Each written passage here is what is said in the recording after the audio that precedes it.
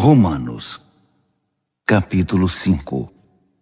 Ao aceitar pela fé o que Deus sempre desejou para nós, consertar nossa situação com Ele, tornar-nos prontos para Ele, alcançamos tudo isso com Deus por causa do nosso Senhor Jesus.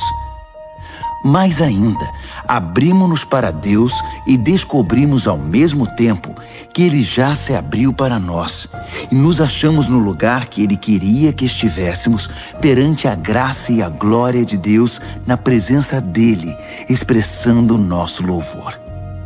Mas ainda há muito mais. Continuamos a expressar nosso louvor, mesmo que estejamos cheios de problemas, porque sabemos que os problemas podem desenvolver em nós paciência.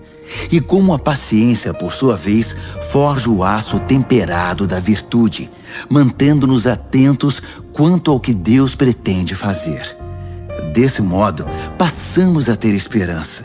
Com essa expectativa, jamais nos sentiremos enganados. A verdade é que nem temos como reunir todas as vasilhas necessárias para encher com tudo o que Deus generosamente derrama sobre nossa vida por meio do Espírito Santo. Cristo chegou na hora certa para tornar isso realidade. Ele não esperou que todos estivessem preparados.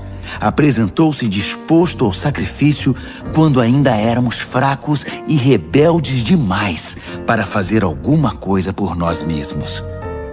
Mesmo que não fôssemos tão fracos, de qualquer maneira não saberíamos o que fazer. Podemos entender quando alguém morre por uma pessoa digna e como alguém bom e nobre poderia inspirar um sacrifício abnegado.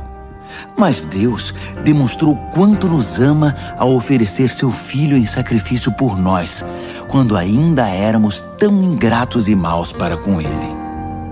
Agora que nossa situação com Deus está resolvida por meio dessa morte sacrificial, o perfeito sacrifício de sangue, não há mais razão para estar em oposição a Deus sobre qualquer assunto.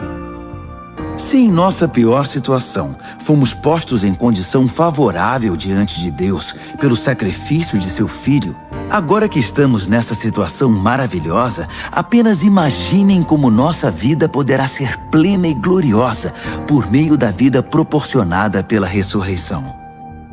Agora que já desfrutamos esta maravilhosa amizade com Deus, não nos contentaremos com meras declarações formais, mas cantaremos louvores a Deus por meio de Jesus, o Messias. Vocês conhecem a história de Adão e de como ele nos lançou no dilema em que estamos. O primeiro pecado, depois a morte. E ninguém ficou isento do pecado ou da morte. Aquele pecado afetou os relacionamentos com Deus em tudo e com todo mundo. Mas a extensão das consequências negativas não ficou clara até que Deus a explicasse em detalhes a Moisés. Até os que não pecaram como Adão, que desobedeceu a um mandamento específico de Deus, tiveram de experimentar o fim da vida, a separação de Deus. Mas Adão, que nos pôs nessa situação, também aponta para aquele que nos livrará dela. Todavia, o resgate não é proporcional ao pecado que traz morte.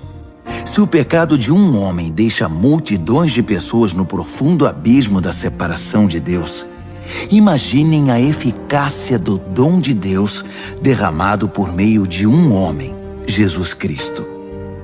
Não há comparação entre o pecado que traz morte e esse generoso dom gerador de vida.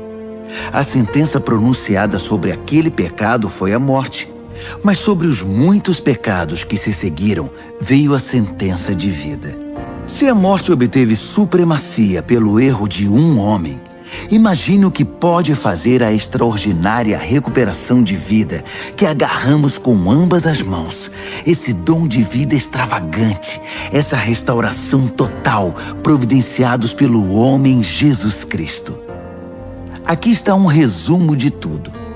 Assim como uma única pessoa errou e nos deixou todo esse problemão com o pecado e a morte, também uma única pessoa fez o que era certo e nos livrou de tudo isso. Mais que apenas nos livrar do problema, ele nos trouxe para a vida. Um homem disse não a Deus e afundou muita gente no erro. Outro homem disse sim a Deus e consertou tudo o que estava errado. Tudo que a lei contra o pecado conseguiu fazer foi produzir mais gente que desrespeitasse a lei.